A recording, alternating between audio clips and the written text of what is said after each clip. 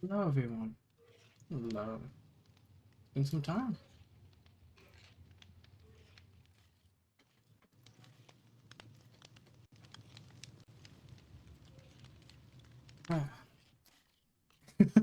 Ow.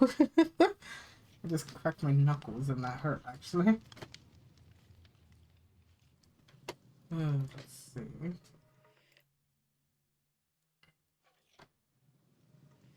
Hmm.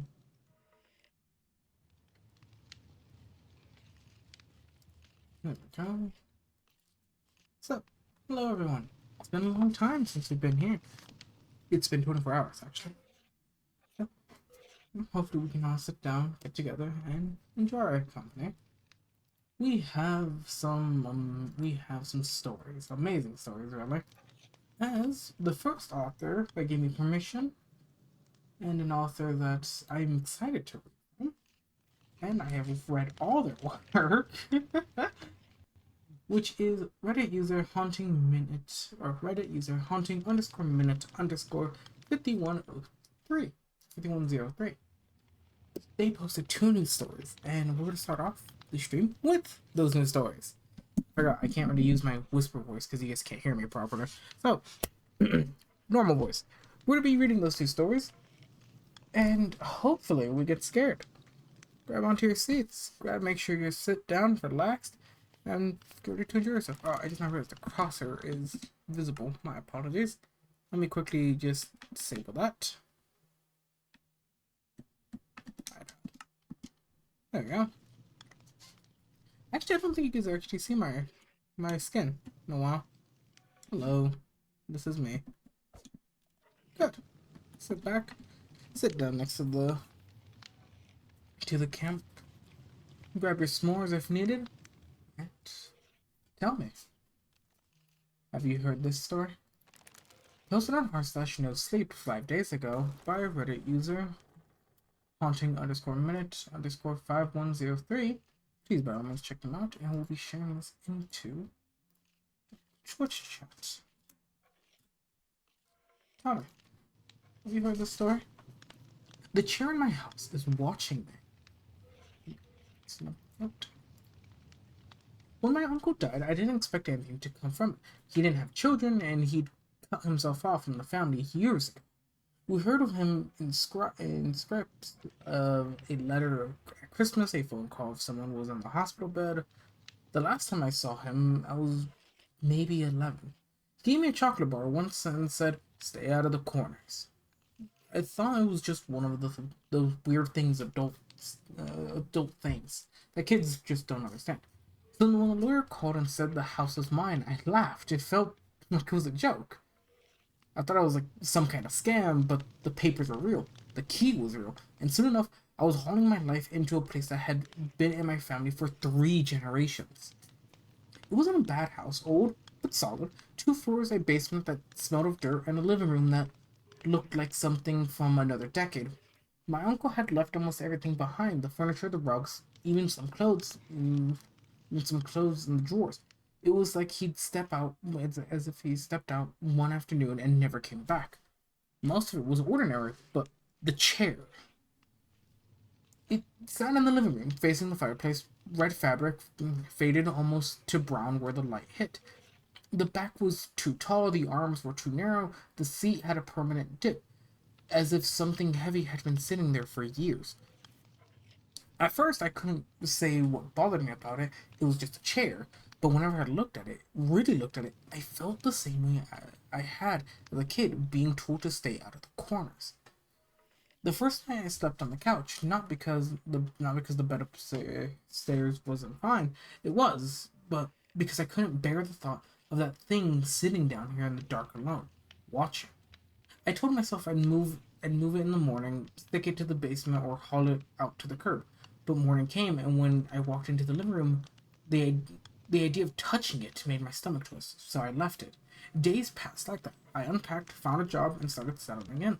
The chair stayed. I never sat in it. I barely went near it. But every time I crossed the room, I felt it like a weight in the corner of my vision. Sometimes I thought it had shifted just a little, tilted more towards the couch, angled a few inches differently. Probably just me remembering wrong, but once I dug out an old family photo from the attic, my uncle sitting in that very chair, his face half in shadow in the chair and the photo looked taller. The days began to stretch out into the house. It, I thought moving into an inherited place would make me feel more rooted, like I belonged somewhere, but it had the opposite effect. The room felt borrowed, heavy with a history I didn't understand. The living room was worst of all. I started avoiding it when I could. I'd make food in the kitchen, carry it upstairs to my room, and eat in my bed like I was still a teenager. When friends from work asked if I wanted to hang out, I'd say yes every time, even if I was exhausted, just so I wouldn't have to go home until later. But eventually, you always have to come home. The chair was always waiting. It wasn't that it did anything. It was that was the problem. If it moved or made a noise or done something, I could point at it and say, "Look, that's what's wrong." I might have had a reason to get rid of it, but it just sat there, angled toward the center of the room, like it was part of some invisible conversation.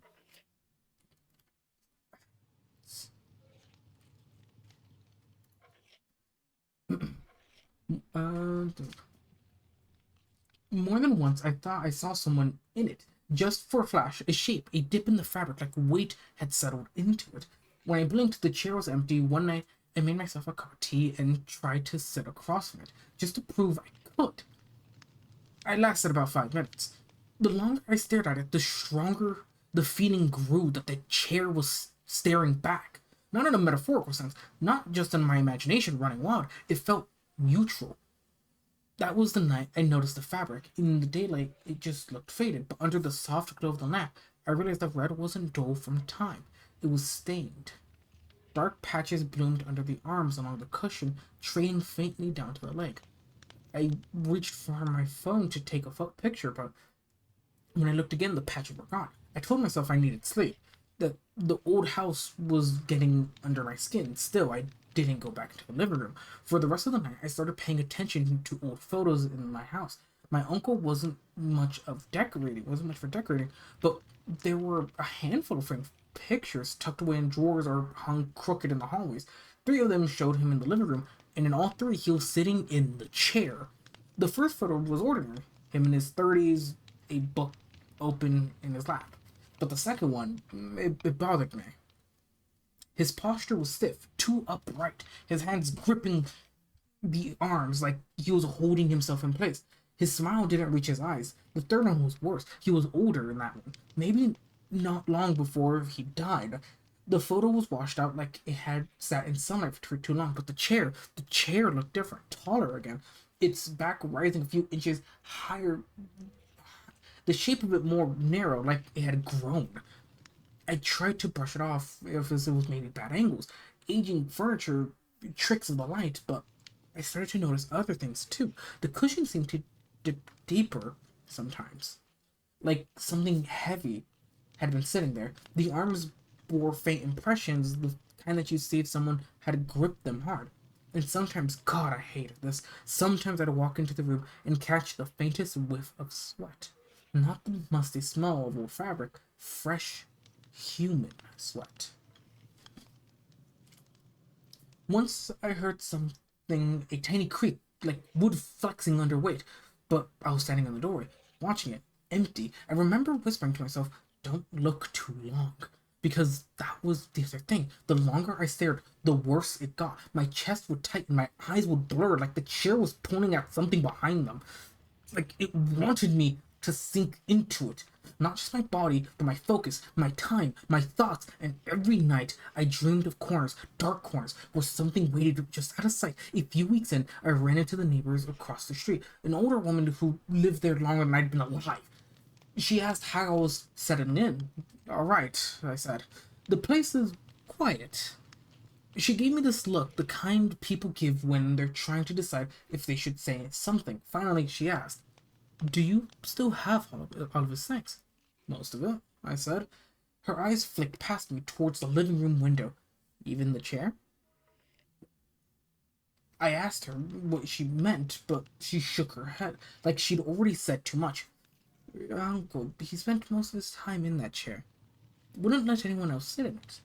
Used to talk to it like it was an old friend. Sometimes I swore it talked back. She laughed. Said that as if were to wave it off, but the sound was thin and nervous. That night, I sat at the top of the stairs long after midnight, staring down at the living room. The house was silent, except for the hum of the fridge and the occasional creak of the walls cooling at night. The chair was a dark shape by the fireplace, still waiting. I stayed there until my legs went numb. I don't know what I was expecting. Movement, maybe, or a sound? Some proof that I wasn't going crazy? But nothing happened. It was the next morning when I noticed the rug. It had shifted a few inches, just enough that its corners no longer lined up with the case or with the base of the chair. I would have blamed myself, except that I hadn't set foot into the living room that night. And there were these impressions at first. I thought I was just imagining them. The cushion seemed sunken in deeper, like something had sat there long enough to reshape the stuffing. A faint hollow at the back where a head might rest. Two shallow dents at the arms where fingers might grip. I pressed my hand into it once just to see. The fabric was cold. Not cool of a drafty house, colder. I jerked my hand back and I didn't touch it again. I started sleeping with the bedroom door shut. It didn't make much difference. I could still feel it down there, like a presence pressing against the floorboards, but at least the wood between us gave me the illusion of distance. One night I woke up to a sound that froze me in place. It wasn't loud, not even close. It was faint, steady creaking. The kind you hear when someone shifts their weight under a chair. I held my breath until the sound stopped. In the morning, when I finally went downstairs, the first thing I noticed was the angle. The chair had turned slightly. Not much, maybe 20 degrees, but it no longer faced the fireplace. It faced the stairs. I stopped going into the living room at all after that. I carried my things upstairs, books, laptop, even a lamp from the hall. I told myself I'd just turn into one of those people who lived out in their bedroom. But the truth was, I couldn't stand being near it anymore. Still, the house wouldn't let me forget. From the corner of my eye, I caught it in my reflections, the shine of the TV screen when it was off, the glass of a picture frame. I'd see a tall red shadow in the room behind me. Even if I hadn't looked directly. Once when I passed the living room doorway, I could have sworn the fabric was brighter. Not that faded, dusty red it was used to. Fresher, almost wet. That same week I found a box of my uncle's things that shoved into the back of the hallway closet. Papers, receipts, notebooks with barely legible scrawls. Most of it was mundane, but in one battered composition book, page after page filled with only 3 words. See you. We're in again and again, in frantic loops under the paper until the paper tore. And on the last page, a single line.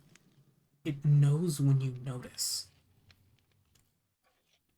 After I found the notebook, I started leaving lights on in the house. The living room lamp stayed lit throughout the night, casting its glow across the chair. Somehow, it felt safer to see it when it was than let it sit in the darkness. But the light didn't help. Some nights I'd creep down the stairs, peeking through the banister like a child spying on an intruder. The chair was always there, exactly where it should be, but my eyes would play tricks. The shadow seemed too deep, but it seemed too dark under its arms, as though the lamp couldn't quite reach those places. Once I swore I saw the fabric move. Not a shift of the wood, not a trick of my vision. The fabric itself, it tightened, like something underneath was drawing breath. I didn't tell anyone. How could I? Hey, I think my dead uncle's armchair is alive! That's not a conversation you walk away from without people questioning your sanity. So I tried to rationalize it. I told myself that the house was old, that my uncle had been lonely and his habits were rubbing off on me. Something. If I could just ignore the chair, it would fade into the background the way all furniture should, but it never did. Every day I felt more aware of it. The way the room seemed arranged around it. The way the air grew heavier when I walked past it.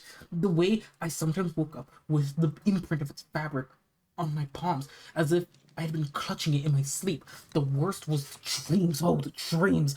I was standing in the living room. The chair sat across from me, bathed in the same weak lamplight. But when I looked at it, I realized it wasn't empty. Something sat in it, tall, thin, folded into the chair like it had grown from it. Its skin was the same dull red. Its head tilted at exactly the exact angle the chair always seemed to keep. When it leaned forward, I felt gasping my chest. Oh, aching like something had pressed against it. After that, I couldn't keep quiet anymore. A few nights after that, the dream, I woke up to the sound of downstairs. Not the creaking this time. No, no, no, no. Something softer. Breathing. I lay frozen, my ear straining against the silence. It was faint, but steady.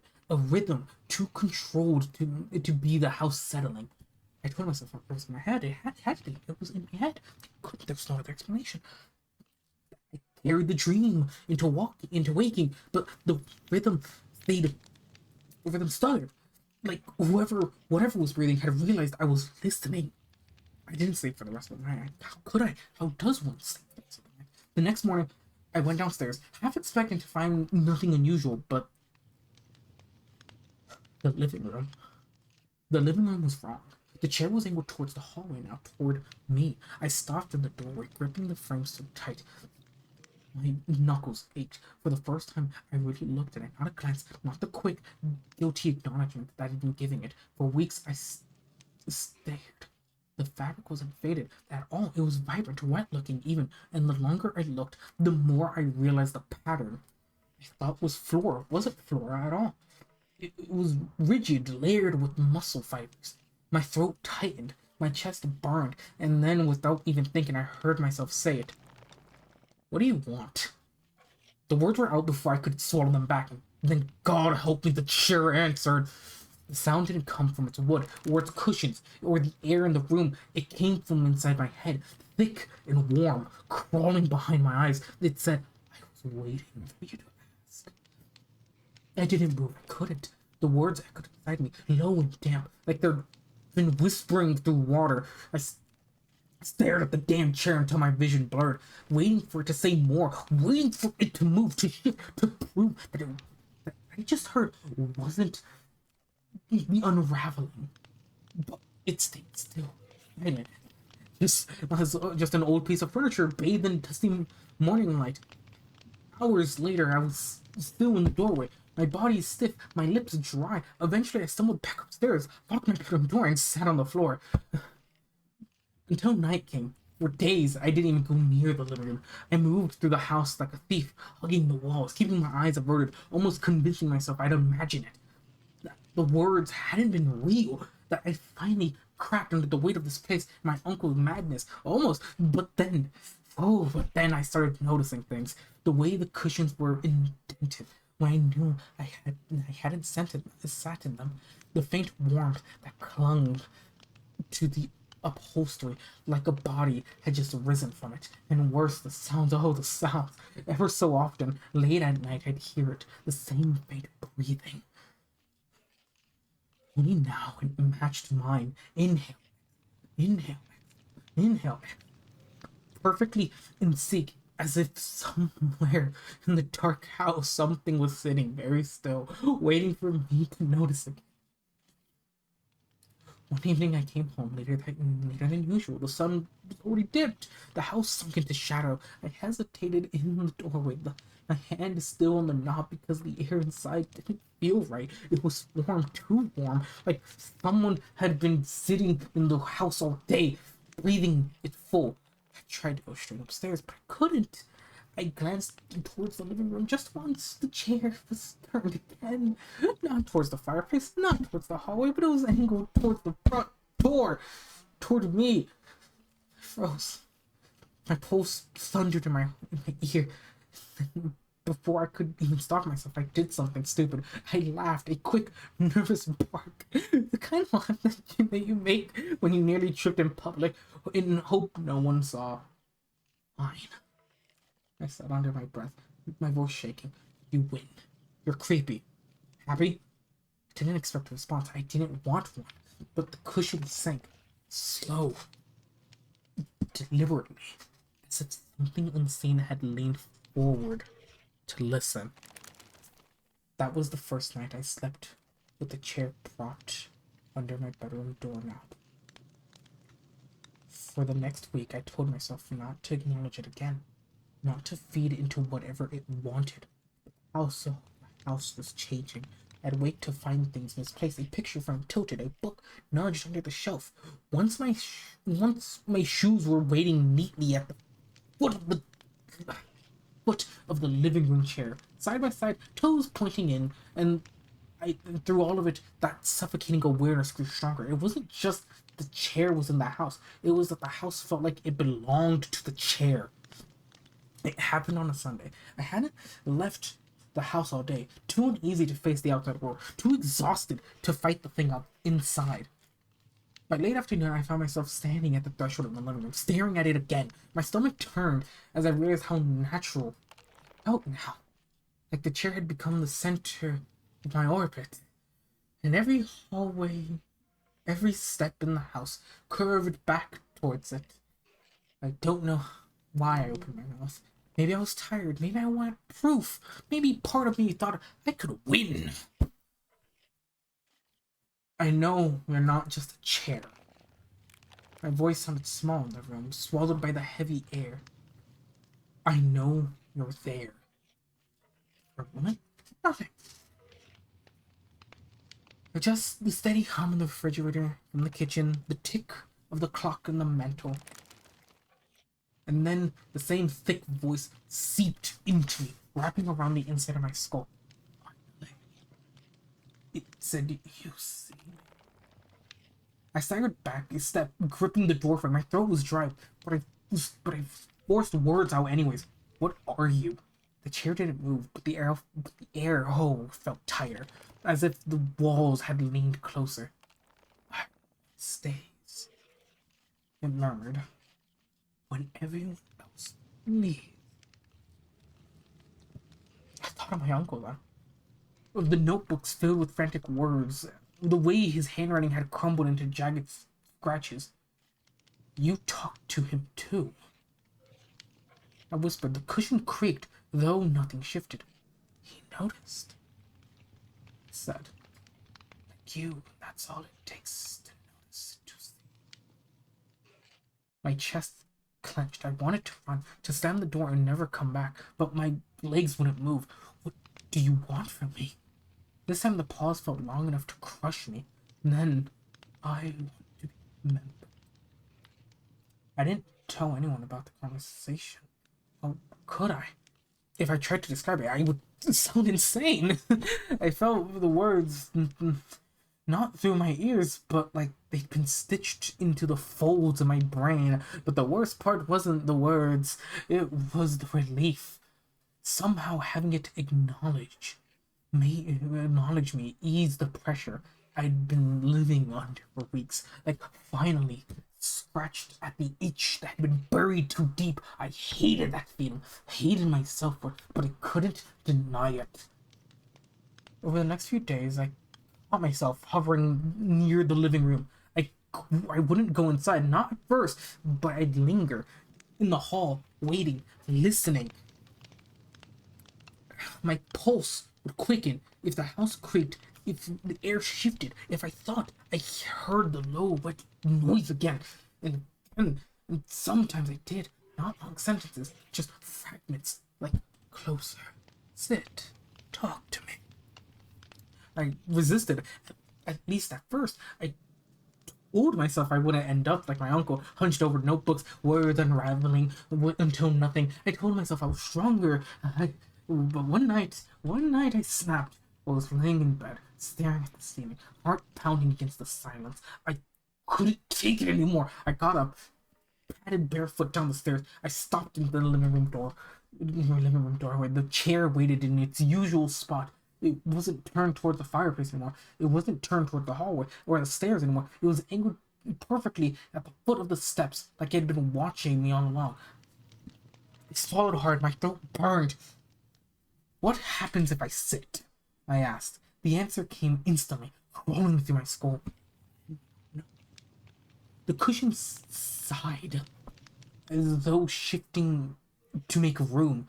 For a moment, for a long moment, I just stood there, staring at the hollow dip in its seat, and I swear I saw the faintest trace of warmth rise from it, like steam off skin.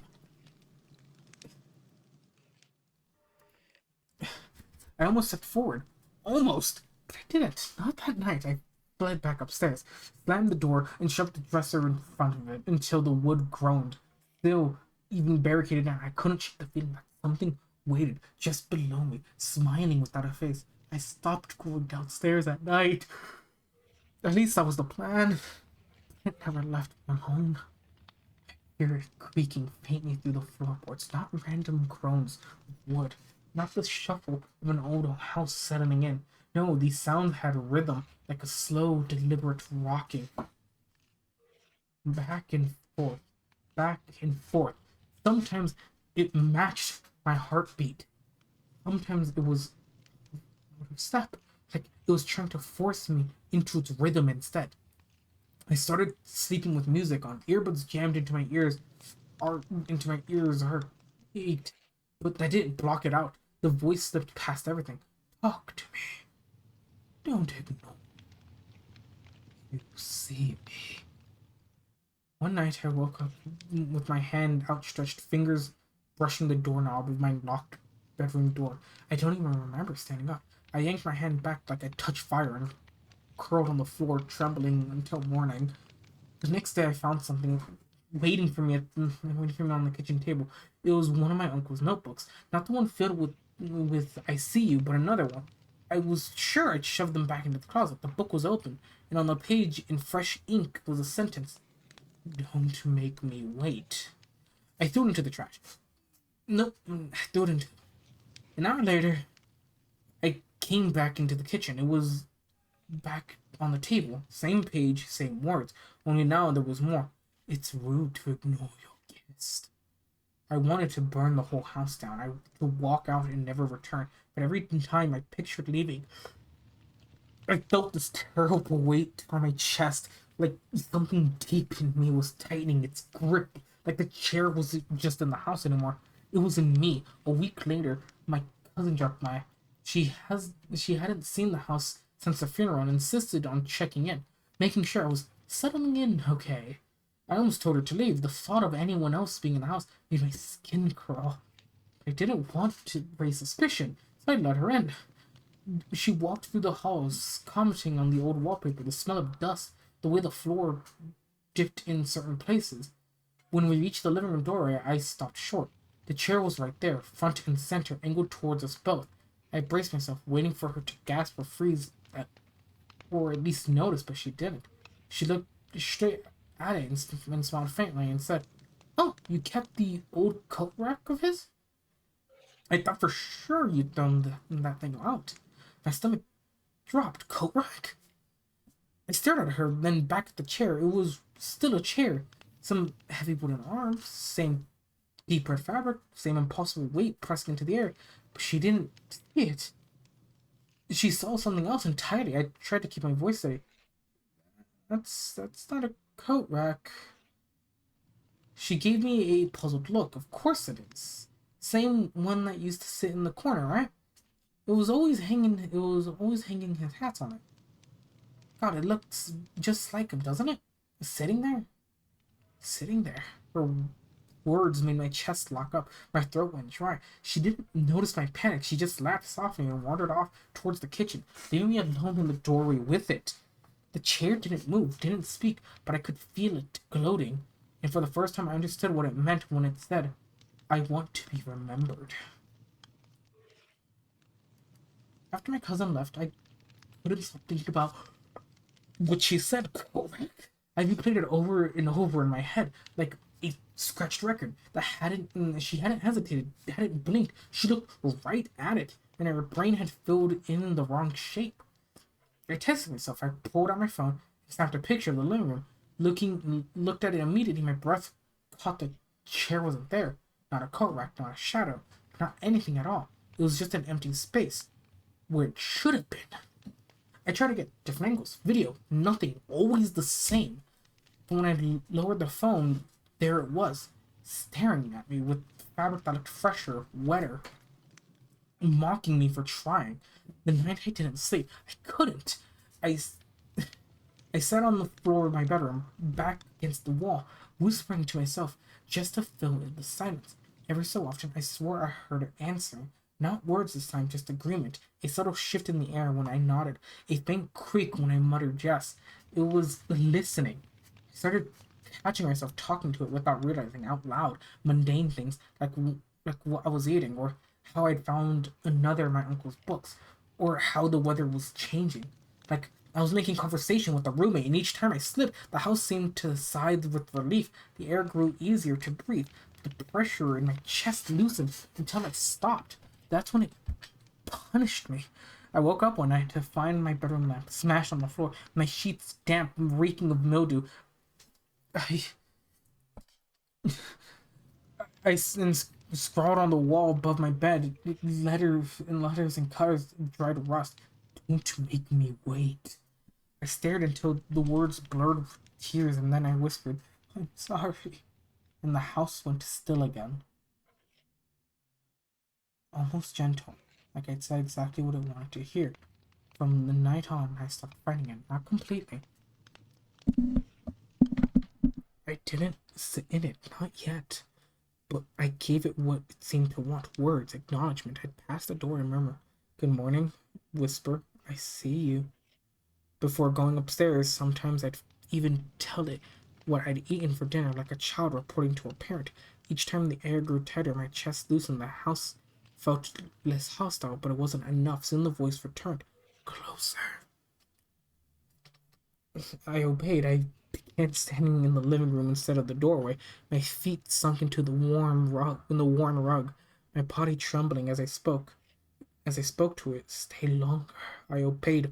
Minutes stretched into hours as I lingered in its presence, filling the silence with nervous ramblings. Sometimes I swore I heard it hum in response, low and steady, vibrating to the floor. Touch me. I resisted at first, but the pressure of the house built until it was unbearable. Every step heavy, every breath sharp. Finally, with shaking fingers, I brushed the armrest, warm, not just warm, hot. I yanked my hand back, but the voice purred inside me, thick with satisfaction. Good. That night, I dreamed of sitting in it, the cushions rising to meet me, folding around me, pulling me down until I wasn't sure where I ended and it began. When I woke, my body ached, my skin bore fainted lines, red, rigid, and as if pressed into the fabric while I slept. I hadn't left my bed, but I knew what it meant. The chair wasn't going to be patient much longer. It didn't ask anymore. It commanded, sit. The word rattled through the room like a slammed door. My knees buckled. I caught myself to the wall. No, I whispered. My throat was dry. I don't. I can't. The air thickened instantly, choking. The lights buzzed dim. The wall seemed to lean inward. My own skin prickled like 1,000 needles. Sit. Second time, it wasn't a command. It was inevitability. I stumbled forward without meaning to, feet dragging across the rug. My chest heaved, my vision tunneled. Every part of me screamed to stop, but my body moved as though strings had tied to my limbs. I pressed my palms in the armrest. They burned. The wood was alive, trembling under my skin like muscle. I fought. I swore. I did. I swear. I dug my nails into the fabric. I screamed until my voice cracked. My legs shook as I tried to pull back, but the cushion rose to meet me. The sweat gave way, sucking me deeper. The fabric clenched around my thighs, my hips, my chest. The smell of raw filled my nose, sweat, sweet and wet. I was inside before I realized I'd given up. My body slackened. My head rolled back against the rest like I'd finally come home, and then, good. The word was warm inside my skull, too warm. My heart beat slow, sinking with something deeper, something beneath the floor. I couldn't move anymore. I couldn't think. The room blurred, edges softened, understanding. All I could feel was the chair. All I could hear was the chair. All I could be was the chair. Weeks passed. Doctor, I don't know how long. Time stopped in the house. The windows didn't matter. The doors didn't matter. Everything revolved around the chair now. And then one day someone else moved in. I don't know who. I don't know when, but I know they walked past the door and saw me sitting there, waiting. They smiled faintly, commented on how nice the furniture was. I tried to warn them, tried to tell them, but it was too late. The air shifted around them, heavy and warm. Cushions rose, forming just the right shape, just the right pull. And I watched, because that's all I can do. All I can do is wait for them to notice, for them to see me, for them to sit. The chair is patient, always patient, and it never stops. God damn, that's a good one. That's a good story. Oh, that's a damn good story. Fuck. How, I gotta give them a fucking job well done. Holy shit. Oh. Uh,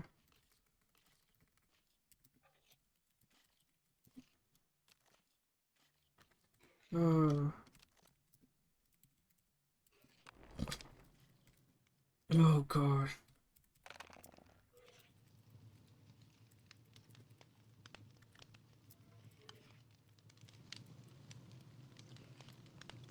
Fuck me, dude. I just don't notice how much I'm cussing. Goodness. I'm sorry. The story didn't even have cuss words. Oh, I have to catch myself there. That was a damn good story.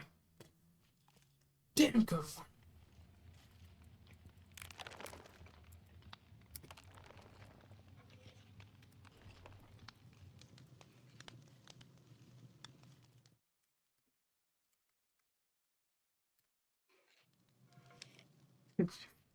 That's a good story. Oh, I think that might take my number one spot. Oh, it's not fair. That's not fair.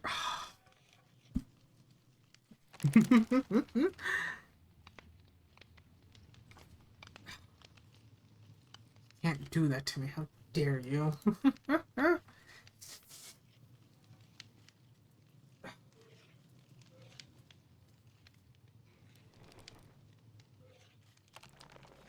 Oh, goodness. And we have one more from this person. Oh, oh, dare you. So, let me just drink some water. Let me catch my bearings.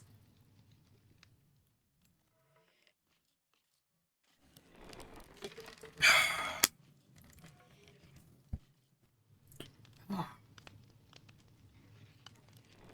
let me quickly just check. I'll just quickly refresh this. Oh, there we go. There we go. There we go. Hell yeah. Haunting Minute or I Got Nora. Damn good job. Damn good job. Alright.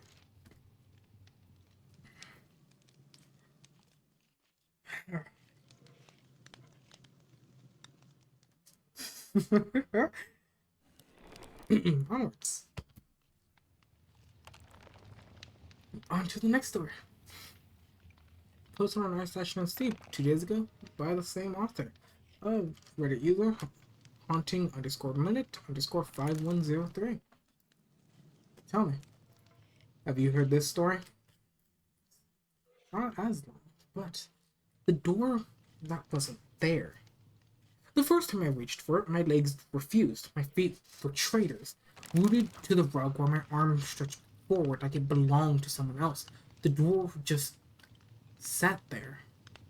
At the end of the hall, wrong color, wrong height, wrong in a way I couldn't explain. It wasn't always there, that's the worst part. Some nights my apartment looked normal, just a two bedroom I'd overpay for in the city, and that eats people alive. But every now and then, when the lights hummed a little too loud or the silence pressed in heavy, the door appeared. When it appeared, the whole place felt off. The air was stale, like the apartment hadn't been lived in for decades. My walls seemed closer. My phone screen dimmed. Even my own reflection in the black of the TV looked slightly delayed, like it was waiting for me to notice. That night, I did notice, and I tried to walk closer, but my body rebelled.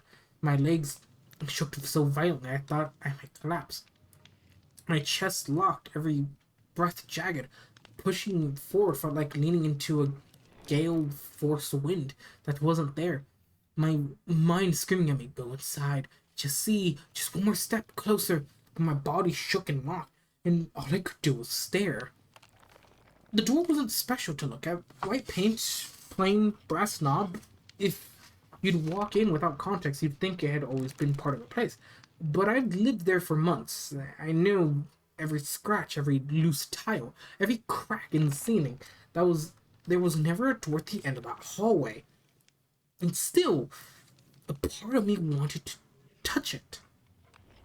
I don't know how long I stood there. My teeth chattered like it was January, but sweat slid down my back. At some point, I blinked, and the hall was empty again, just smooth wall where the door had been. I didn't sleep that night. The next few nights, I couldn't sleep.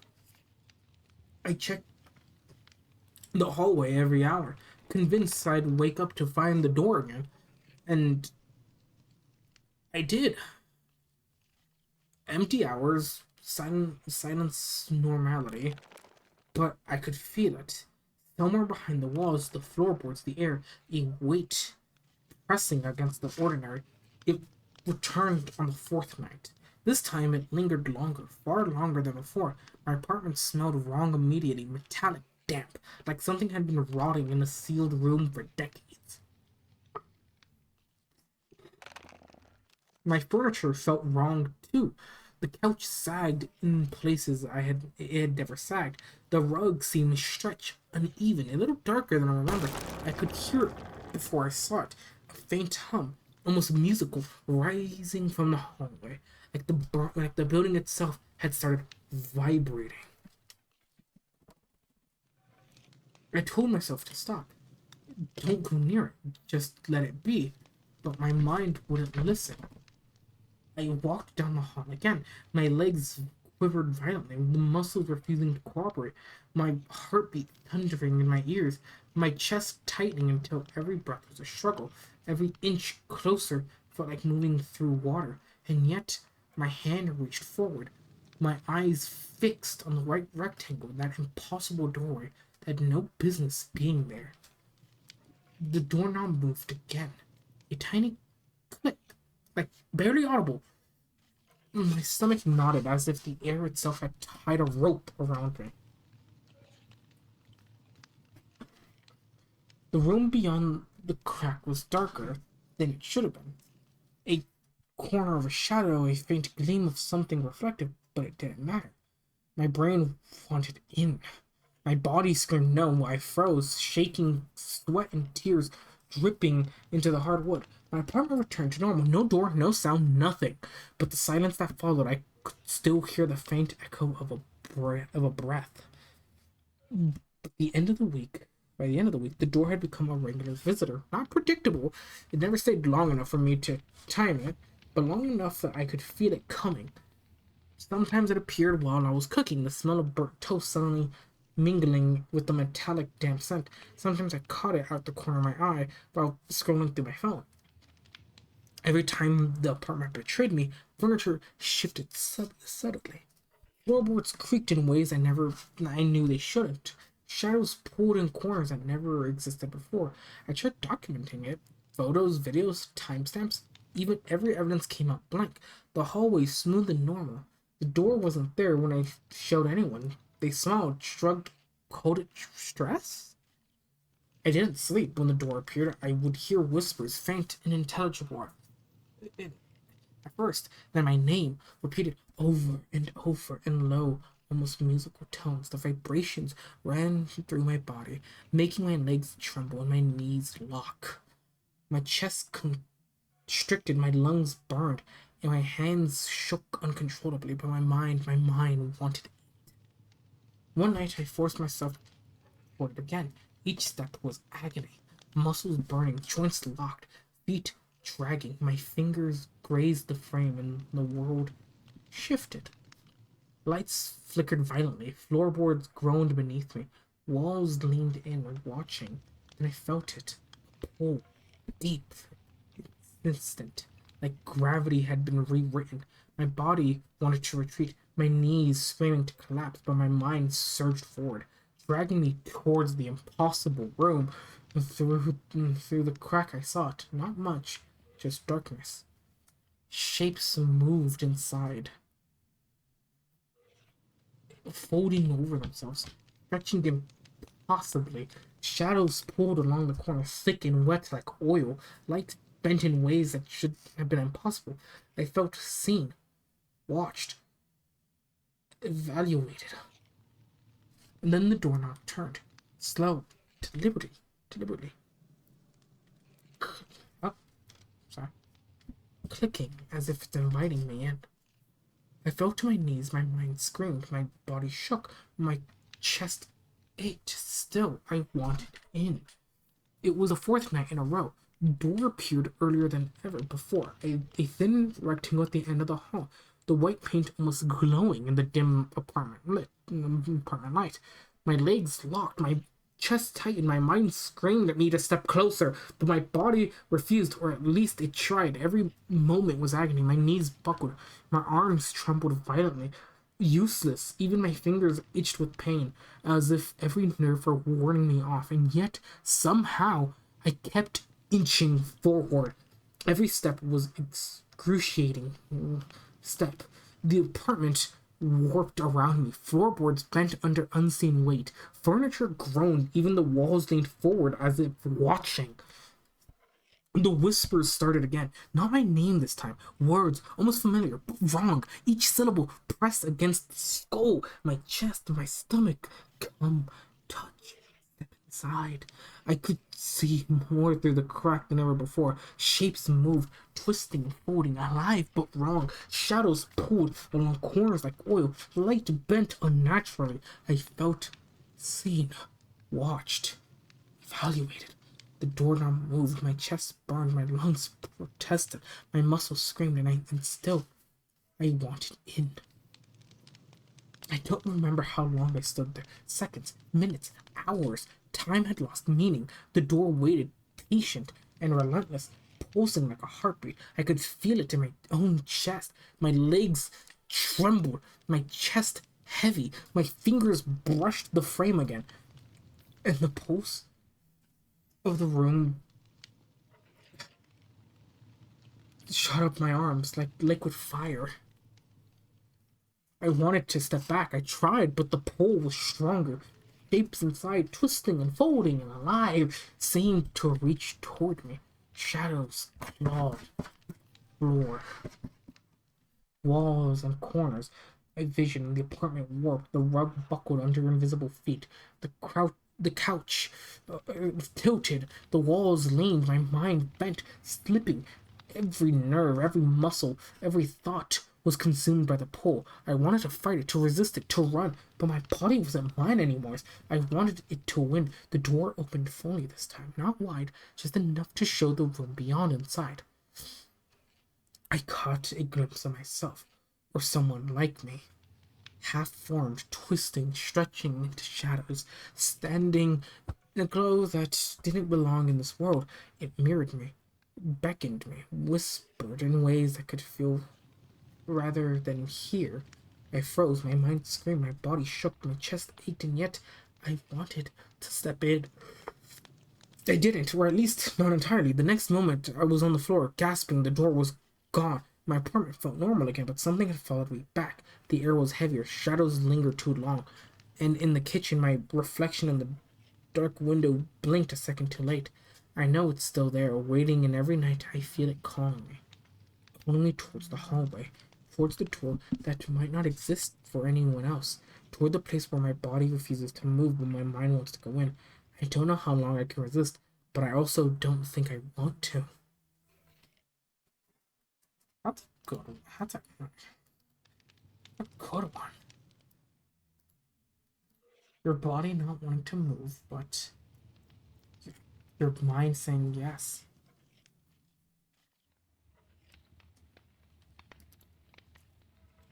That's...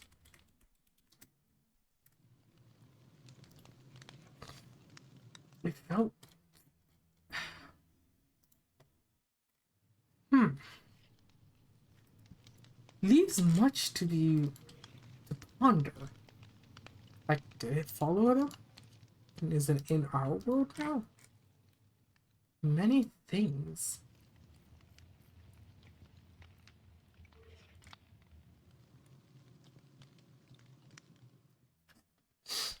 Ah.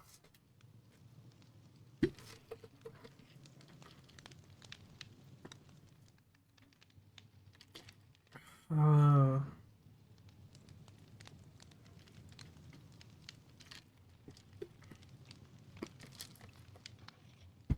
Thanks for what I assume is a spooky short story. uh,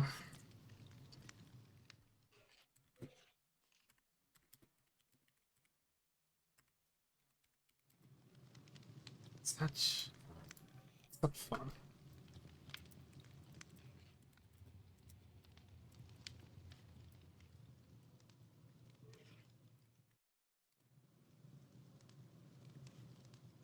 Ah, please, please write more. Oh, I love these stories. Haunting Minute or I Got Nora. Please, if you're watching the stream, no. If not, that's fine. But please write more. I smacked my wrist on my desk. Ow. You did such a good job. Amazing, amazing, amazing work.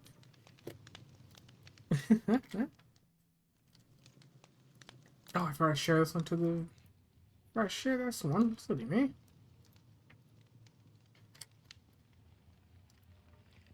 Here we go.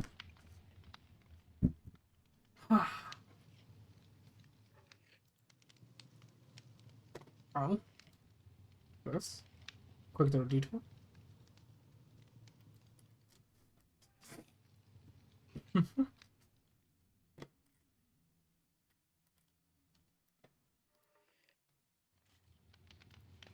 uh,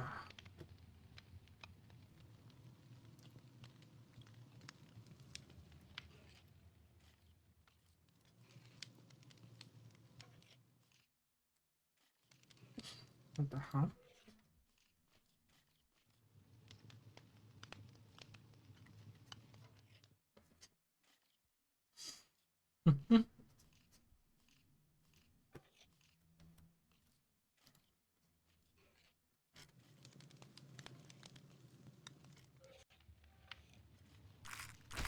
Oh, what the?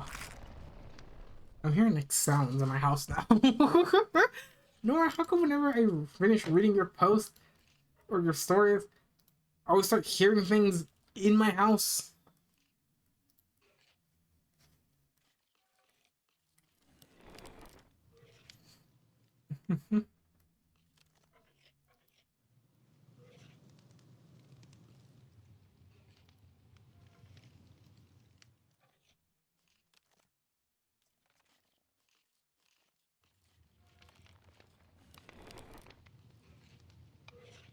uh,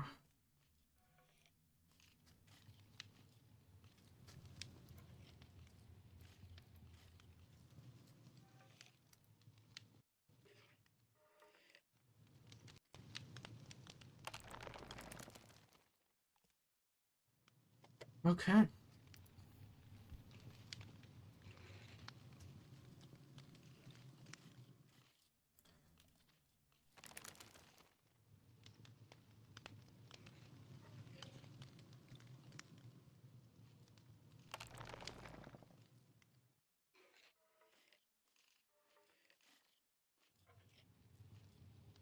Uh, On to our next reads. I thought I had to let those stories like sit.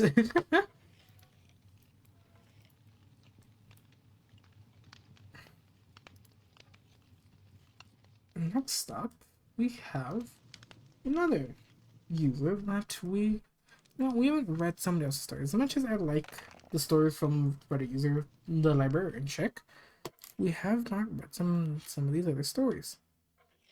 So let me get to it.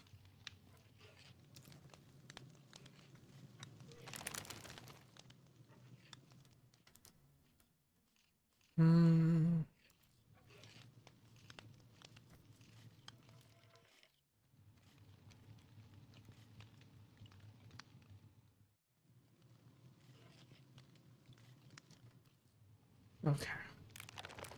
I'm gonna read some stories from the Eerie Bros. Again on Reddit.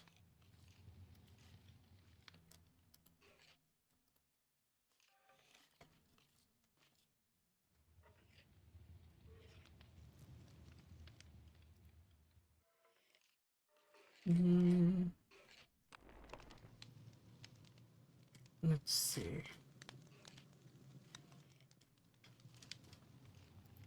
Oh, you're right, I'm camping. Here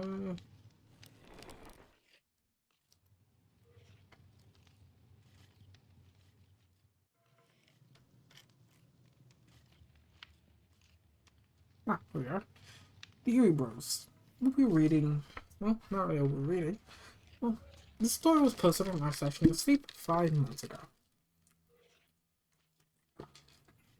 Oh, before we get to this story, I want to say this. If you are an author, hello, welcome. I hope you enjoy your stay. But if you have written any stories and you have posted them on Reddit, yeah, it doesn't matter on any. It doesn't have to be on r/no-sleep. I just read from r/no-sleep as that's where I started. That was my first basis. I do plan to expand more to like r/creepypasta.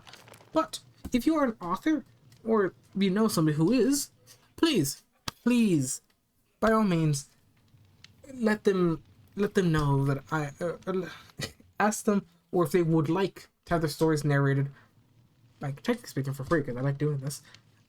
By all means, let them notify them that to leave a comment of their account or something for me to look them up, or message me on Reddit, which my Reddit is user 20 eclipse03, same as my Twitch account and same as my app on YouTube. You know, I probably should make a post about that. I could post on Instagram and also YouTube, and even I already made one in the Discord, which if you didn't know, I have a Discord. By all means, it was made by my lovely friend, and we have a good amount of members in it, and I'm happy about it.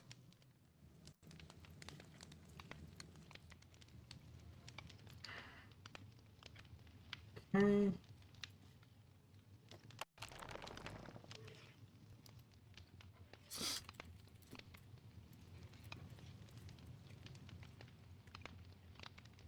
Huh.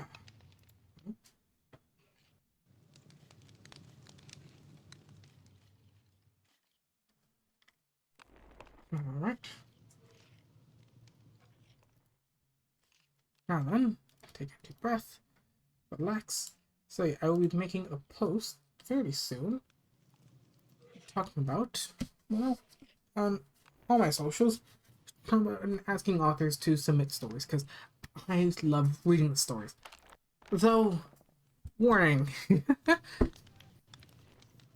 I do struggle to read from words from time to time. I'm pretty sure that's apparent from my narrations from part 2, part 5, and even part 8, which should be uploaded to YouTube tonight, hopefully. I struggle with words. So please, do you understand that? I know most of you have been kind with me towards that, and I know some of you have even messaged me saying, "Oh, you're getting better at reading," which, thank you. I didn't do much reading as a kid. I didn't do any reading at all. So, words are difficult. Though I did learn commands. Yeah. I'm going to set up all of this. And I know how to make my own texture pack and skin for console. Which is great. Didn't pass English. I don't know. Who Who knows? I'm completely lying. Shit, it did pass. Or did I? Ah, you guys won't know, and I'm not gonna tell you. Huh?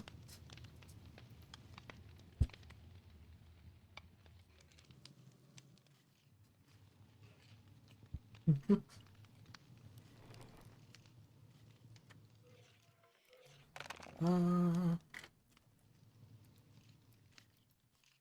okay. Hold on.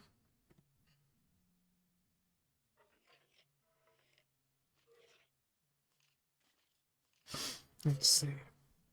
Just crack my back. We're at the halfway mark already. Probably there to get up. Do a stretch. I know you guys like stories, but I need a stretch. I don't want. I don't want to sit down for too long. And for those who are watching this on their spare time, just like stretch your arm or something.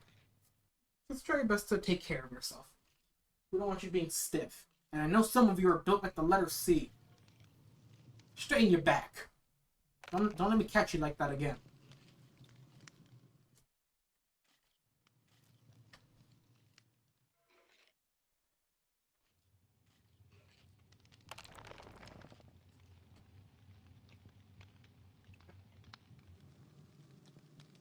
Also, side note, I'm bringing this up here because I just not thought about it. Some of you, no offense, some of y'all are weirdos. Respectfully, I remember stretching a bit too close to the mic last time, and some of you guys have sent me DMs. No, just that's all you're getting out of me. I'm stretching away from my mic from now on.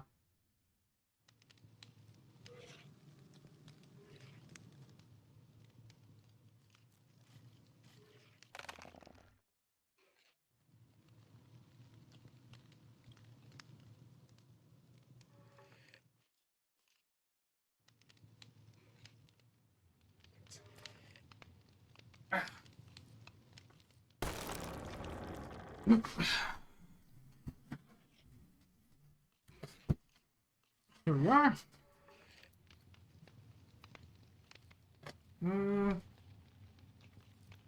Okay. Posted on r/no sleep 5 months ago by the Erie Boys. Tell me, have you heard this story? I'm a fire tower watchman in Appalachia. Appalachia? How do I pronounce this? Already my inability to read.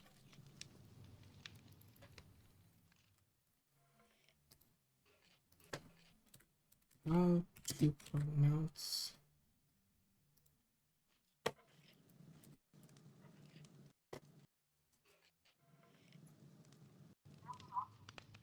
I was pronouncing it right. Appalachia. Appalachia. Have you heard this story? I'm a fire tower watchman in Appalachia. Something strange is happening around my tower. I won't give my name for the sake of my job, but I will say I'm a 32-year-old man working in Appalachia.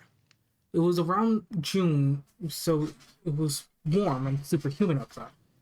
I had been on the lookout for about a week already, and all I really did was check in and keep watch. It was about 11 p.m. and I called the crew chief to clock in my last check for the day.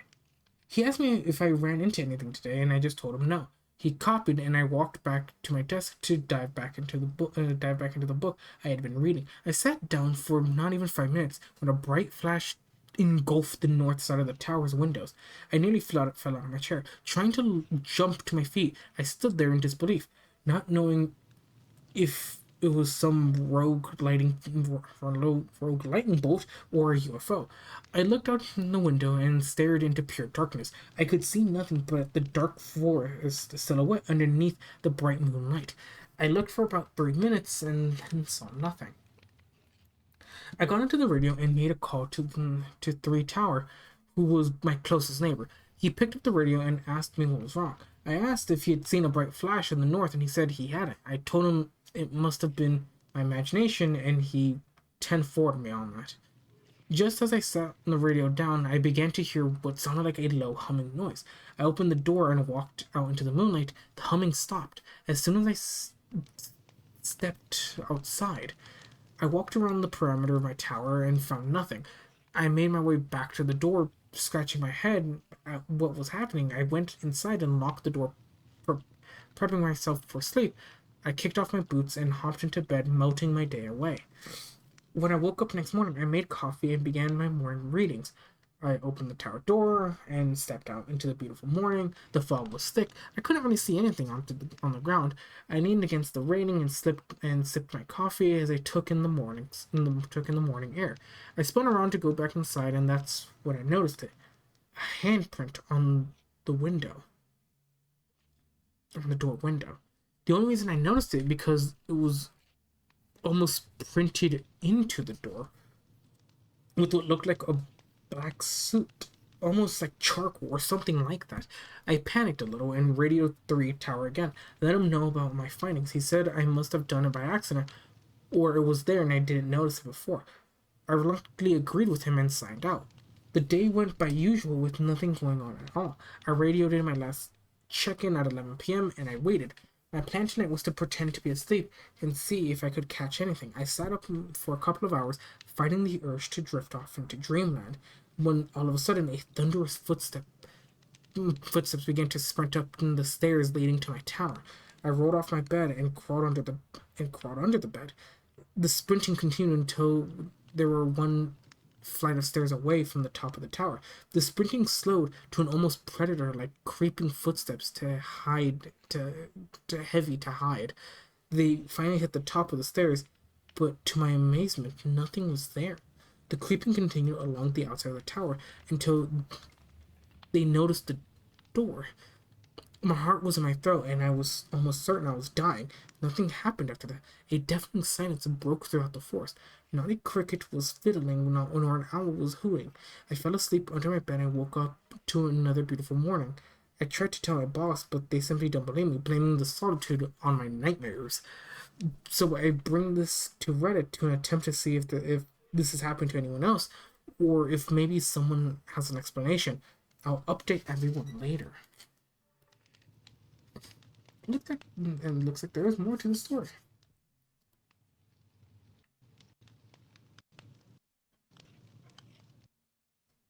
Huh?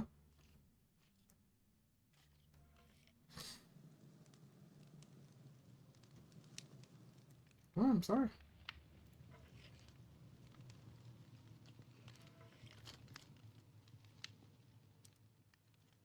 Ah, except for part 2.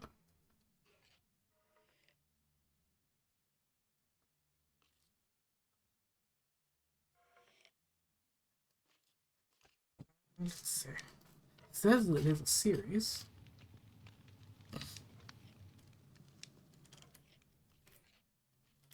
Though it doesn't have a part 2? Let me quickly ask the author.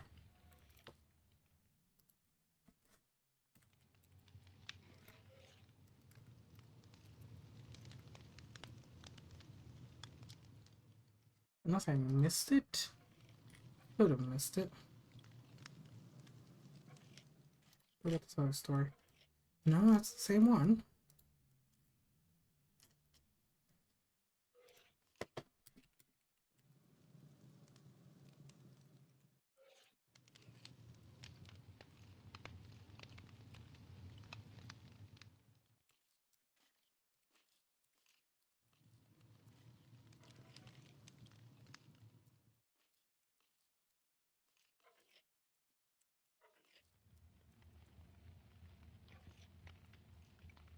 We'll give them some. I doubt they're going to respond, but let's give them some time.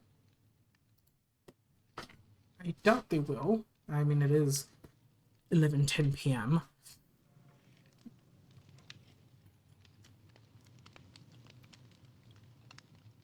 And the last time they respond was.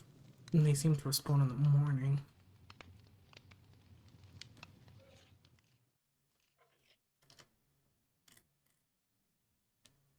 Hmm.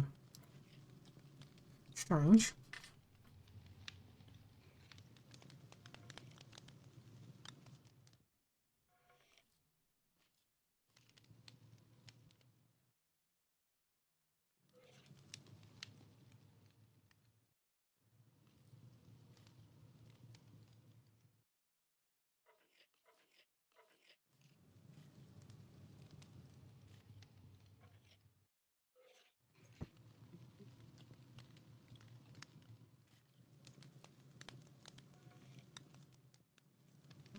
Well, we'll come back to that story, hopefully. Okay.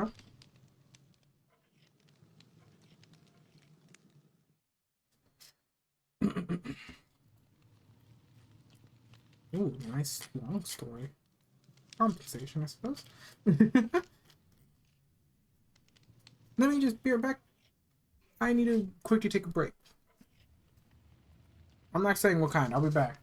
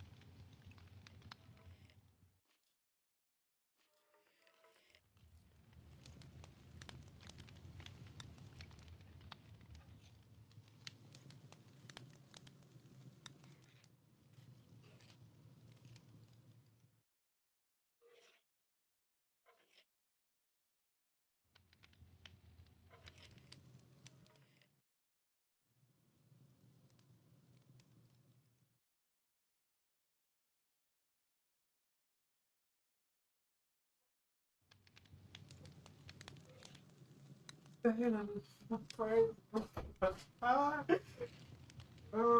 yeah! So, while I was on my break, I got a notification that apparently one of my quick side note. Sorry from away from the stories. This is Eclipse Memory Lane. Welcome, new segment of the story parts. I hope you enjoy your stay. Eclipse Memory, Lane. So apparently, one of the old OG YouTubers to me, an old Minecraft YouTuber that kind of made me want to become a streamer, YouTuber, and everything, popular MMOs, has posted something on YouTube, and it is a notice. I want to share it with you guys to share my excitement. For those who know popular MMOs, yeah, it's good to see him. Looks like this is what he says. Looks like I'm out of jail and rehab and over 100 days sober. Been a rough year, but I'm finally back in shape and healthy mentality and physically. I've cut a lot of people out of my life to work on my sobriety and anxiety. I have tons of thanks to my amazing girlfriend and friends who helped me through the hardest times of my life. I appreciate you all for being here for me. I've had to relearn doing everything sober. It's amazing to still have fans coming up to me when I go out. Also, they say third time's the charm, so I made a new TikTok role. I'm sober this time, so I swear I won't lose access. Check it out. I'll make a post later. I've never been so happy. It is. It's amazing.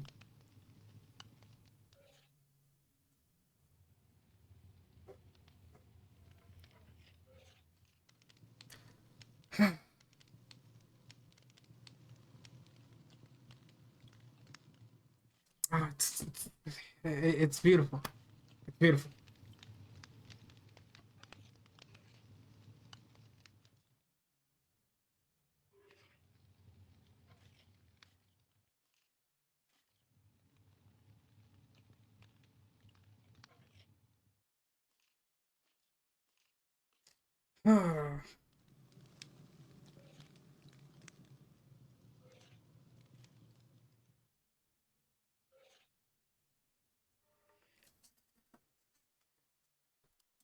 Okay.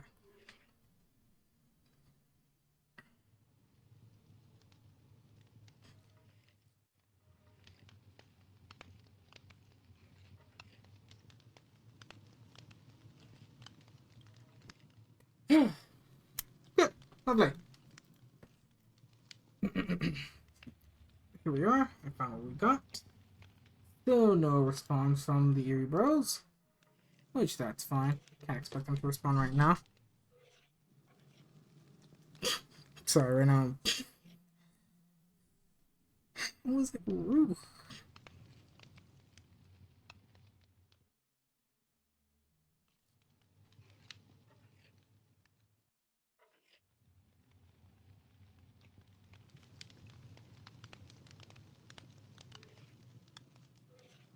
Hmm.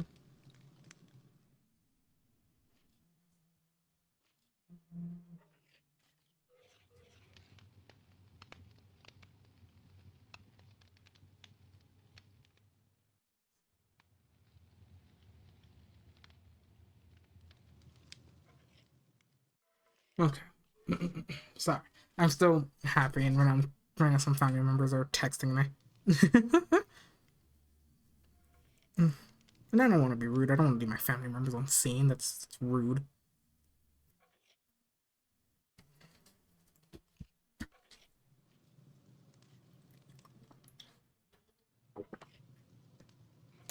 So, all this talking and yapping and yipping.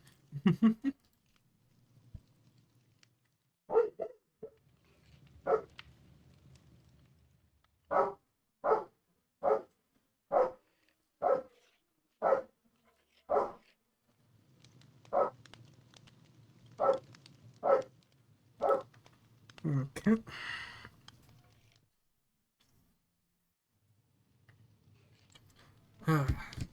Well,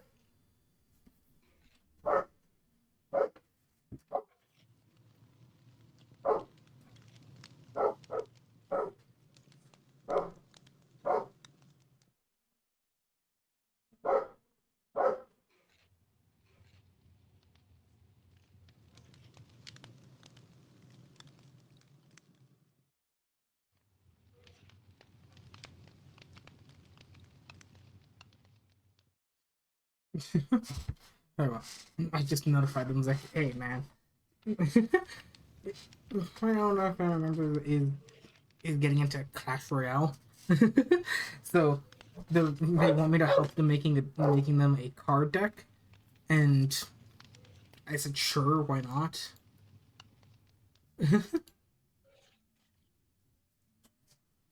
But right now they want to add in skeleton dragons into their deck, which doesn't really fit.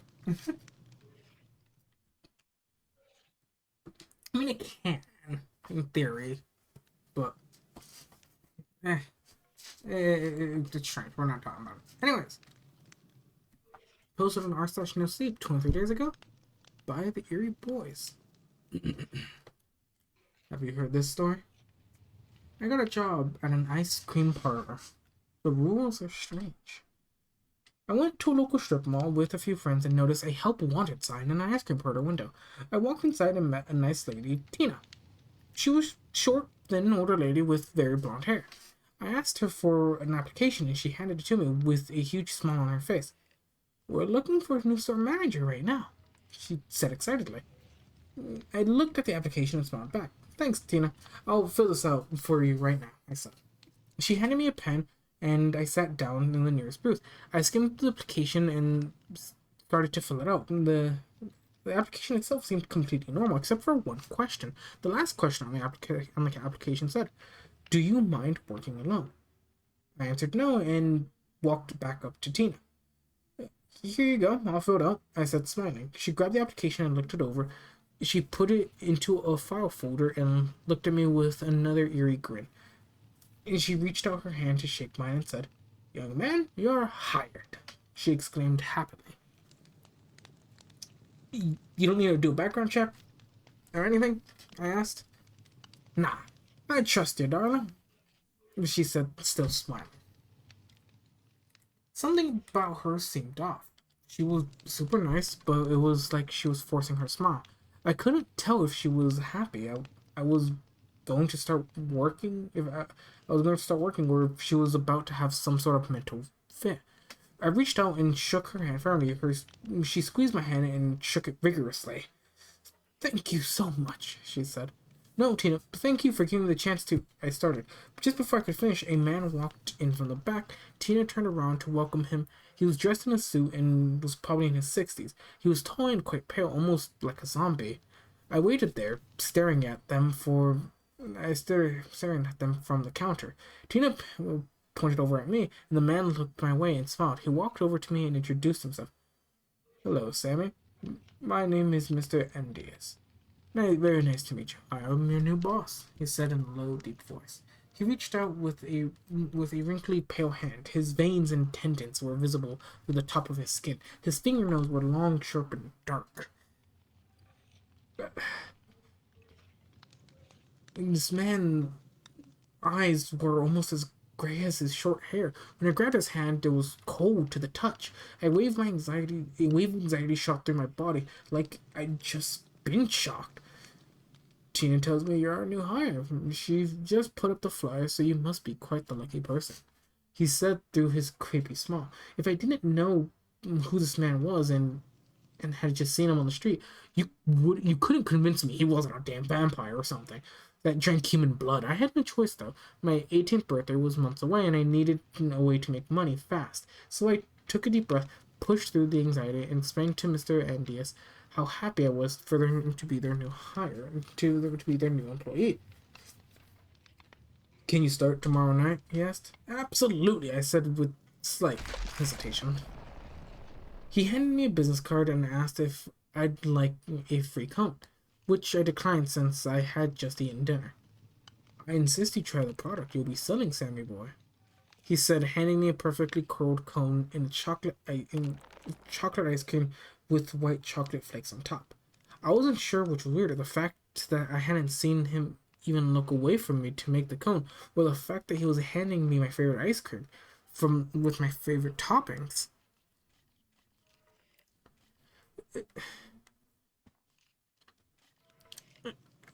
I took the cone from him in bewilderment. decided not to question it. Even though alarms were going off in my head, I took a chance. I licked the cone, and immediately the anxiety disappeared. It was like nostalgia. In a cone, I, I was 10 again. Wow, Mr. Andius, the ice cream is honestly some of the best I've ever had. I said between lips. Many people come through this shop and tell us the same thing, he said. That feeling you have right now, young man, that's love and care. That recipe has been in my family for generations, he added proudly. Well, Mr. Andius, I'm glad I'll be able to represent your business, I said. I walked outside and met my friends. I told them I got the job, and they immediately began to praise me. That is until we looked back at the store and noticed Mr. Endes smiling from ear to ear with the same creepy grin, staring directly at us. I waved him goodbye and waved back before walking away from the register. My friends both laughed and said, "Good luck with that."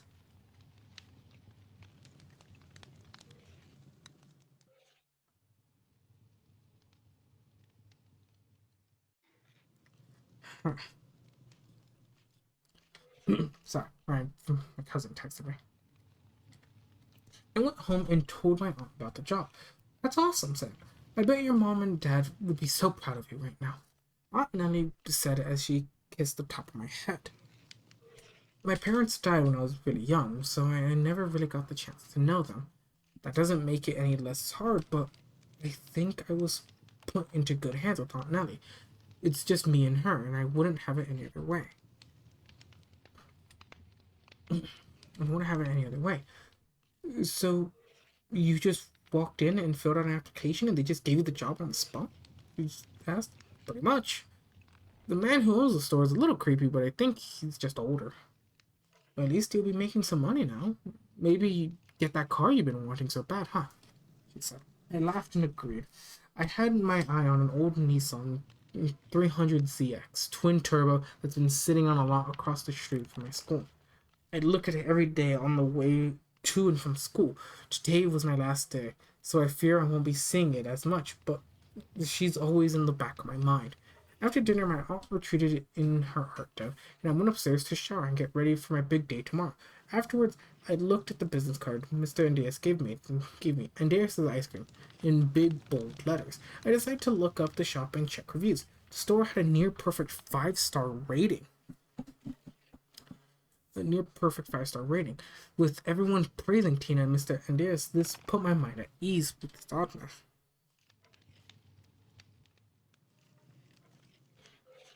Uh-huh. What did my cousin want?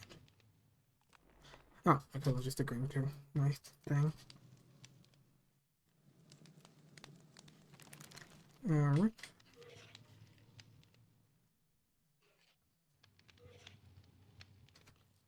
Okay. So.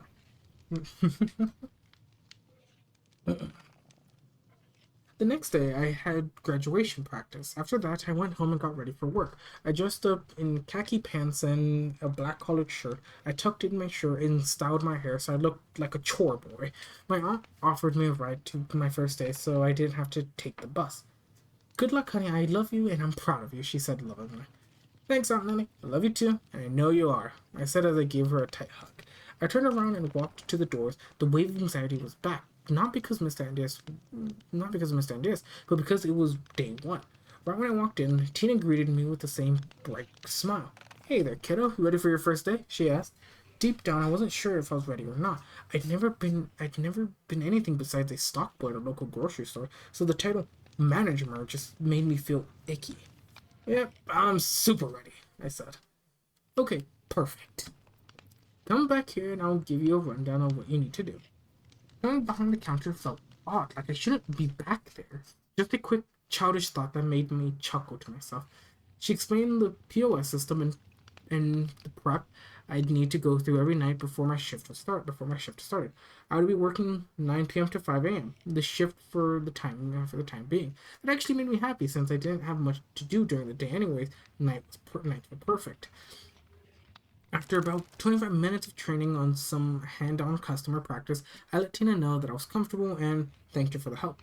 Don't mention it, Sammy. The first night is always the hardest night, she said, looking away. Why is that, Tina? Before she could answer, a customer came in and I got to work. I helped the customer and cleaned my station. When I looked back, Tina was gone. I assumed she meant the first night was the hardest just because it was new. But honestly, this felt like it was going to be easy money. The ice cream parlor seemed popular. I had only been working for a couple of hours and my tip jar was already half full. A during a pause in customers, I filled the machines with fresh product and restocked the topping stations. I heard the back door of the shop close, so I walked back. Assuming Mr. Andres had arrived, on the desk in the back was a single piece of paper. On it were 5 different rules.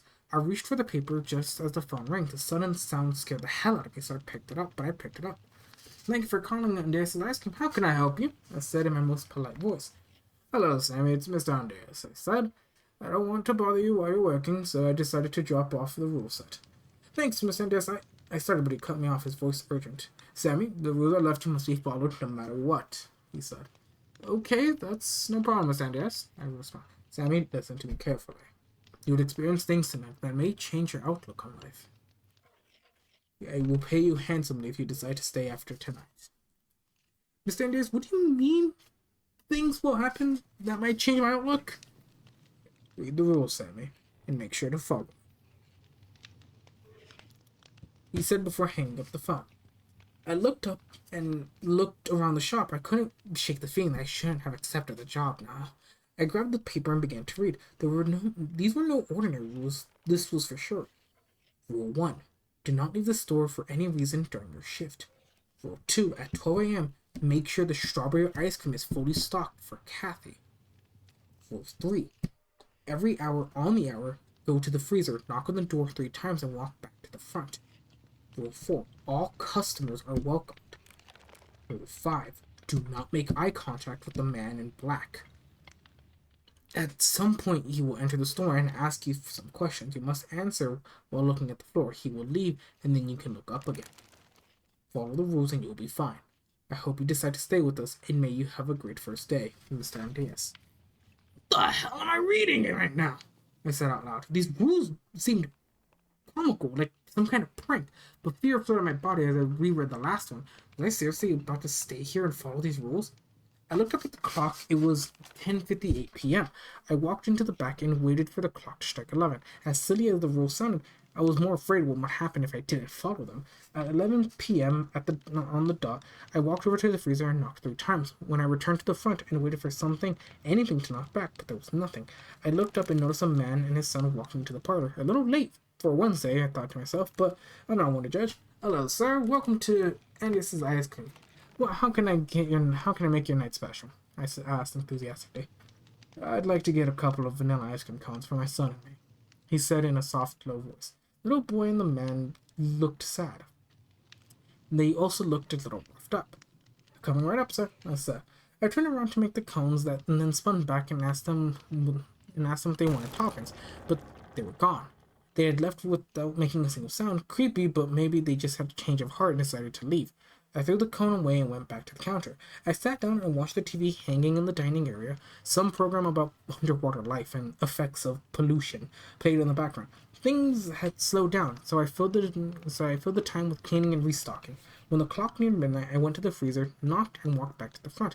I filled the strawberry ice cream just like the rules said, then looked back. A woman in a white gown was staring at me was waiting for me at the register.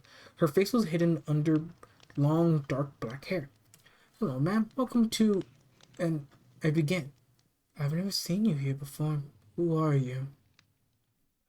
My name is Samuel, ma'am. I was just hired yesterday. The woman's hair shifted. Her face startled me. It was pale and bluish, with jagged, rotted teeth. Her eyes were jet black, and I could almost feel the evilness coming from her. Get me strawberry ice cream, little boy, or tonight will be your last, she said, smiling with her head tilted. I backed up towards the ice cream machine, never turning my back on her. This has to be Kathy, I thought. I made her a cone of strawberry ice cream and handed it to her. The woman grabbed my wrist with her left hand and pulled me close. Her breath smelled of death, and her touch was freezing. She grabbed the cone with her right and whispered, "Thank you," into my ear, and then she let go. I dropped to the floor, shaken, just like the little boy and his father had disappeared without a sound. I sat on the ground for what felt like forever. The shop was dead quiet for the next couple of hours. I kept following the rules, knocking on the freezer when I was supposed to, and continued with my shift. By 3:30 a.m., I was ready to go home. Suddenly, the lights began to flicker, and the crickets I'd been hearing outside went silent. A man appeared, walking past the glass. He was dressed head to toe in black. This has to be the man in black, I thought. I stood at the counter and lowered my eyes, waiting. The man stood completely still in front of me, silent, a low growl rumbling from his chest. I stared at the floor like as the noise like cracking bones came from his mouth. Panic rose inside me. I felt like he was hovering over me. A new face, how lovely. A new face, how lovely. The man said in a dark, demonic tone. Do you value your life and the life of your Aunt Nellie? My eyes widened in terror. He knew my aunt's name, and mine without me saying a word. My chest tightened. Yes, I value both of our lives, I said through tears. Would you give your life for hers? Yes, I would. The man went silent. I felt him back away from the counter. The front door opened and shut. I looked through my peripheral vision and saw him floating past the windows before vanishing out of sight. I wiped the tears from my face and watched in horror. I can't do this another night. What have I gotten myself into? I glanced on the clock. To my horror. It read 1:04. I ran towards the back. The freezer door was wide open. My heart was pounding. I sprinted towards it, slammed it shut, and knocked 3 times. This time something knocked back, harder than I had. I nearly jumped out of my skin and ran to my phone, dialing Mr. Anders in trembling hands. I told him everything. Relax, he said. Go grab the book next to the printer and recite the first sentence of the first page. I rushed to the desk and grabbed the book and read out loud. Vreda et dorme, bestia, vreda et dorme, bestia. The knocking stopped instantly. The store went calm again, as if nothing had happened. I put the back and walked shakily to the front. There was no way I could do this again, and yet part of me wanted to see what else was hiding behind these rules. My shift was nearly over when a woman walked in. Hey, you must be Samuel. I'm Betty, the morning shift worker, she said cheerfully. I shook her hand, relieved. Betty, can I ask you something? Sure, what's up? Do you have your own rules for your shift, or are they different from mine? Rules? Yeah, like knocking on the freezer every hour and not looking at the man in black. Ready to the pet. Sam, are you okay? You seem anxious. You're sweating quite a bit. 5 a.m. Friday arrived. Just for the sake of it, I knocked on the freezer before leaving. Right before I walked out, the phone rang. It was Mr. Andias. I'm happy you made it through the night. If you decide to stay, I'll pay you $500 a night. I froze. $500 a night. I thought about it, then forced my words out. I'll be back. I hung up the phone. My body was still trembling, but my mind was racing. I wasn't sure what any of this really was. But one thing was certain. Tomorrow night, I was going to find out.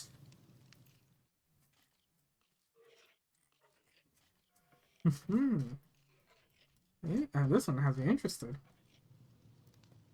Like a little adventure.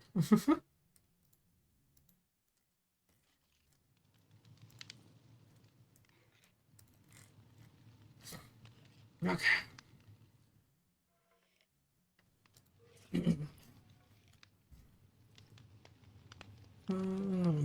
Yeah. Water is my. I'm quick to just get a quick little drink of water.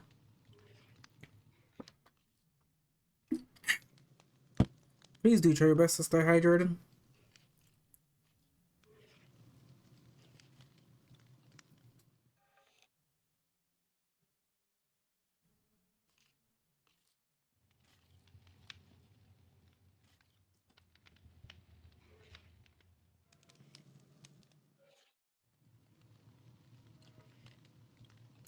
Okay. Okay.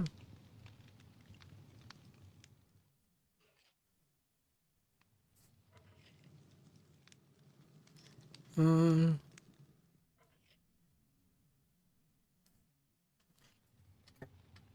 Sorry, I lost my part of the book. Then I remembered I could just scroll up.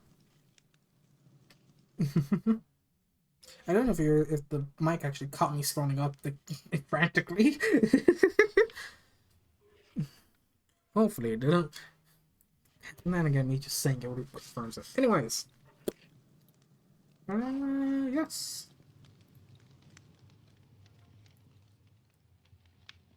Alright. Have you heard this story? I got a job at an ice cream parlor. The rules are strange. Part 2. Posted on Reddit user no posted on the Erie Boys main Reddit page. My aunt picked me up right outside the store. Thankfully, she was an early riser, so she was more than happy to give me rides. I opened the door and sat down. I saw nothing at first, but soon my aunt was asking me about the job. Hey, kiddo, how was your first night? She asked. It was fine. I lied. I don't want to tell her about any of it. People would think I was insane if I told her that what had happened to me. Just fine? She asked.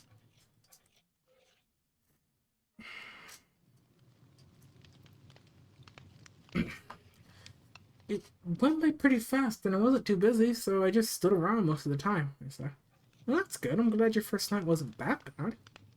My mind was in a state of chaos. Ghosts or whatever those things were, they were real. Something lived in the freezer, and my boss was probably a demon. A sane person would have left the first hour, but for some reason, curiosity and money kept me there. The thought of not going back made me feel better, but I knew that that wasn't an option. My mind was made up. It was my mission to figure out what was going on in that place. Sammy, are you okay? Aunt Nellie asked.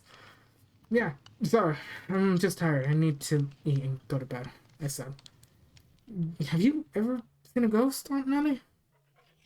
I asked. She looked at me confused. No, I can't say I have, she asked. She said. Oh, okay. Just wondering. I got home, ate something, and went to bed. I woke up and got ready for work. Hey, Sam, you can take the car to work tonight, she yelled from downstairs. Okay, thanks, Aunt Nellie, I yelled back. I got to work an hour early. I wanted to scope out the place before I started my next shift. The anxiety and fear were gone at this point. The rules seemed simple enough, so I wasn't that worried. I messed up once last night, and I was going to make sure that didn't happen again. With the night planned in my head, I stepped into the store right before my shift began. Hey, Samuel, are you ready? What are you doing today? Tina said from behind the counter. Pretty good. Just getting ready for my shift, I said. How was your first night? How did it go? It was great. I just hope it looked good for you. I just hoped it looked good for you today. I lied. Oh yes, Betty said you left the store spotless last night. He said, I try. I walked into the back of the store and put my keys on my boss's desk. I walked back to the front a minute before my shift, and Tina was gone. I clocked in and went straight to the freezer to knock. I turned around and grabbed the egg timer of the prep counter, setting it for 58 minutes to make sure I didn't miss anything tonight. The phone began to ring and made my way back.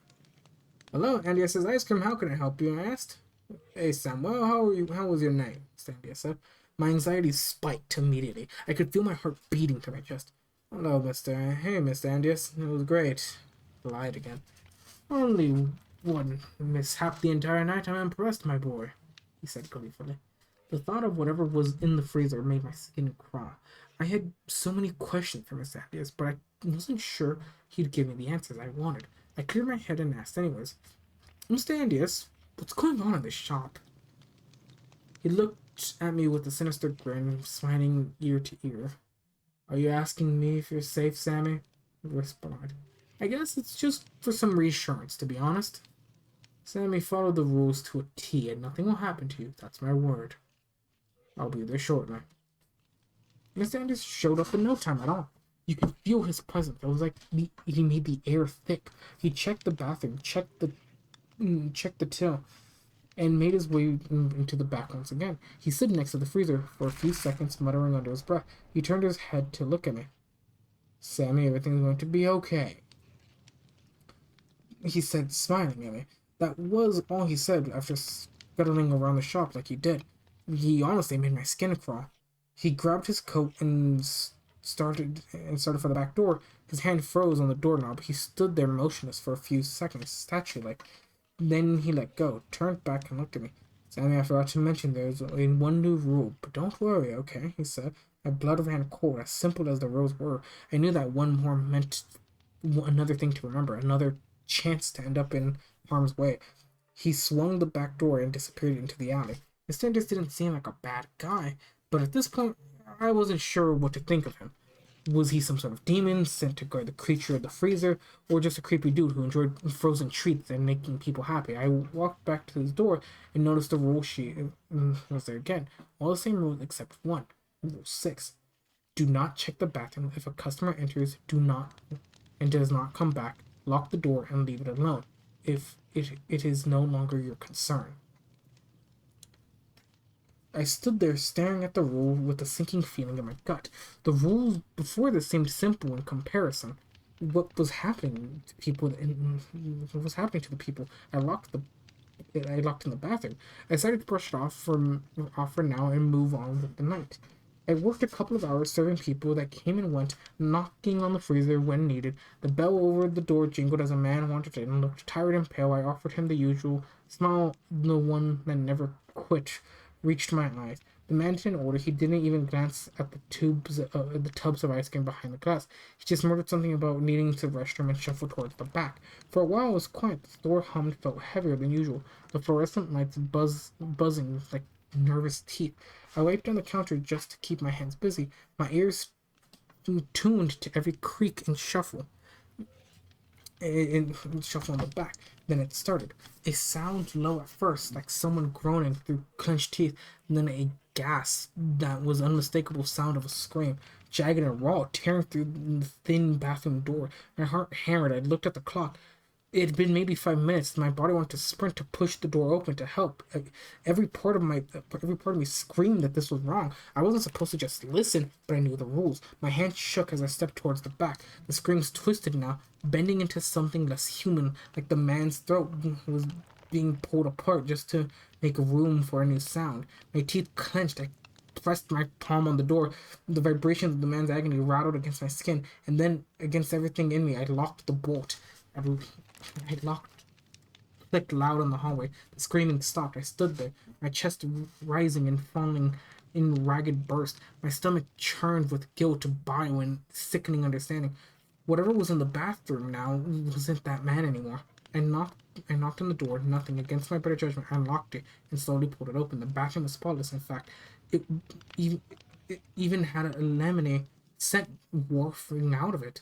I slammed the door shut and stumbled backwards onto the floor. What the hell is this place? I yelled. I stood up, turned, and walked back to the front, wiping my hands on my apron as if I could rub off the feeling that would never go away. I looked up at the clock, and it's been 8 minutes since the bell above the door had rang now. Again, there was nothing. The shop stood silent besides the buzz from the lights, almost like nothing had happened at all. An eerie peace settled over me. Whatever was in the bathroom was now satisfied. For now. I stood in the front waiting for another customer, but things had slowed down. The egg timer in the back went off, so I made my way to the freezer, knocked, and returned to the counter. It was 9 p.m. now. From this point forward, I expected things to stay quiet. I wandered around and poked through some of the papers on Mr. Anderson's desk.